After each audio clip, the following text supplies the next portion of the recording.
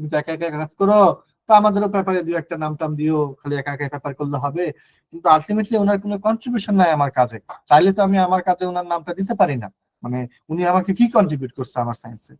তো এই জিনিসগুলো যাতে না হয়, ইমপ্রপার অথর কন্ট্রিবিউশন। যেমন বাংলাদেশে আমি অনেককে চিনি যে ধরেন যে একসাথে কাজ করলে কি করে, যে বন্ধু তুই তোর পেপারটা পাবলিশ করবি, আমার নামটা একটু দিয়ে দিস তো। অথবা অনেকে বলে আরে তুমি এই কাজটা করছো, অথবা মানে যেটা গেস্ট অথর বলে, ঘোস্ট অথর বলে আর কি, যাতে এগুলো না হয় আর কি। মাঝে মাঝে আমি বাংলাদেশে দেখছি, যেমন এক এক প্রফেসর আমাকে ধরেন যে একটা থিসিস ইভালুয়েট করতে দিছে।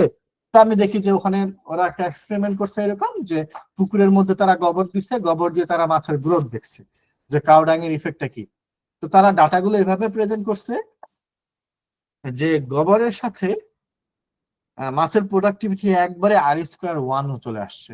মানে তাদের ডাটাগুলো একবারে লিনিয়ারলি কোরিলেট করে ফেলছে একবারে। তো আমি বললাম যে ইটস কমপ্লিটলি ইম্পসিবল মানে মেথড। আপনি পুকুরে যদি এই এক্সপেরিমেন্টটা করে থাকেন, গোবরের সাথে মাছের গ্রোথের লিনিয়ারলি কোনো সম্পর্ক নাই।